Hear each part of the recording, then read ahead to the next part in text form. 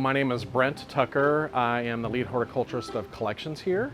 So not only do I take care of greenhouse collections, but I'm in charge of the collections throughout the garden. I've always thought orchids are quite interesting, and I have quite a love for them, so I like showing them to people. So I took it on task to create a collection of orchids that would showcase the variety of growing habits, and not only that, but also the diversity in flowers, which you can see some behind me. Some of these orchids, most of the general public have probably not seen in their life. So what makes orchids unique compared to other flowering plants would be the way they're pollinated. So orchid flowers, their pollen are basically in waxy little sacs. So they don't rely on the wind as other plants do to blow the pollen and hopefully find female flowers to pollinate. So with orchids, they have to have a specific pollinator. So that is why there are some orchids that are quite endangered or are threatened to be endangered, because if their pollinator dies out, then there's nothing to pollinate them. Here at Powell, we do have a variety of endangered plants. The interesting thing about that is that they may be endangered in nature because of poaching or habitat loss, but thankfully with conservation efforts by propagating the orchids, some of these are quite readily available in the trade. So I have a table of orchids here. These are tropical orchids that I can grow more easily. We do here at Powell have 4 species of native orchids to Missouri, just simply protecting them from being mown over or foraged on by animals. That helps in their conservation. I've got a variety of species and I've got a variety of hybrids. So the difference in species and hybrids is, species you find in nature, and then hybrids are those that man has bred together. So on this table, I'll point out kind of one of the more flouncier grand orchid here. This is Cattleya varsavixii. It's from Colombia, and it is typically a summer bloomer and usually puts on quite a show. And with Cattleyas, they're typically very fragrant. A cousin to this Cattleya is this Encyclia cordigira, and these are sort of on their way out. It's been blooming for over a month now.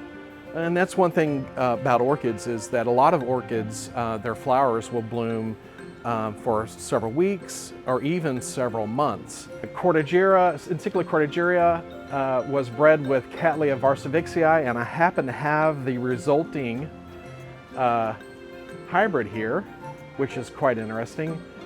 With this flower, they used blue varieties of the species, and the interesting thing about blue, or the color blue in orchids, is orchids do not have the chemical delphinidin to actually have a true blue flower. So as you can see, this is not blue, but it's kind of more of a mauve-y purple.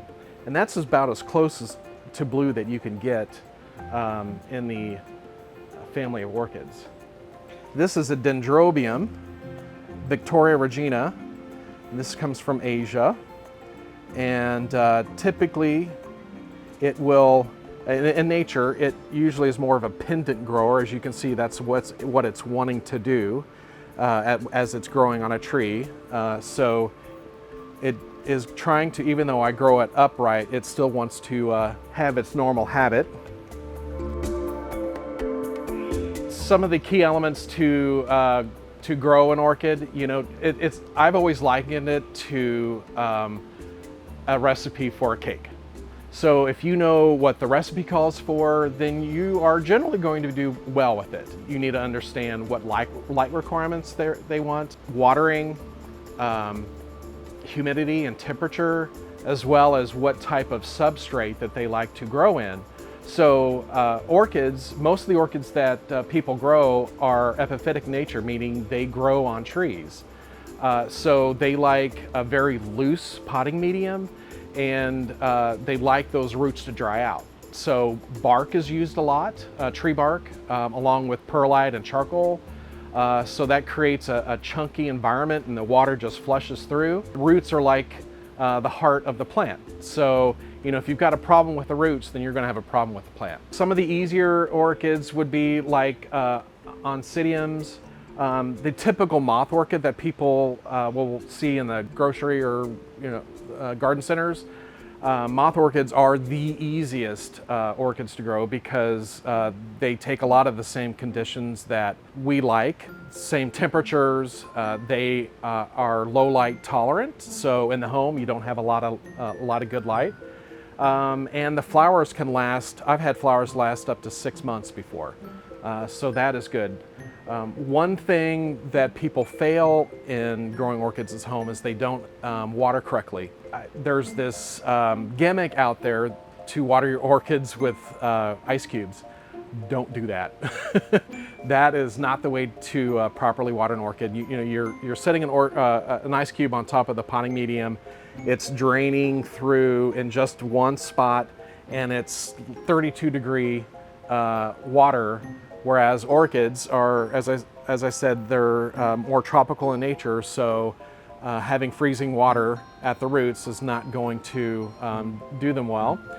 The proper way to water is, and the easiest thing I found, is taking it to the sink, give it a good thorough watering with tepid water, and allowing it to drain. And then you can place it back on your counter or wherever you had at your table, and really checking it every few days to see how quickly it's going to dry out for you, especially if it's a new orchid. So if it dries out in 3 days and it's planted in bark, water it again. Water it thoroughly at the sink with tepid water, drain it, and place it back. A lot of the moth orchids found in the grocery stores are planted in sphagnum moss, and that moss holds on to a lot of moisture. So that's one thing. If you don't water or don't want to water very often, an orchid in moss, that moss will hold on to water longer, so it may require only watering once a week. It may even go 2 weeks before you have to water it. And as I was saying, those roots are the heart of your plant, so allowing them to dry out, you know, moth orchids like to stay lightly moist with some drying. Orchids like cattleyas like to dry completely out. And I'm not talking about cactus dry, where they're dry for weeks on end, but allowing them to dry and then watering them again. Usually it's the watering that people go wrong with, and the orchids fail for them. And then they don't try again. So I've killed hundreds of orchids over the years, and it's just understanding what they want and understanding your environment as well. So this is just a smattering of orchids we have at Powell Gardens. Orchid Delirium at Powell Gardens is our exhibition that we have every year. And that will showcase even more orchids and more varieties of orchids that I don't have here on this table. So it's one way for us to share our love for orchids and our collection.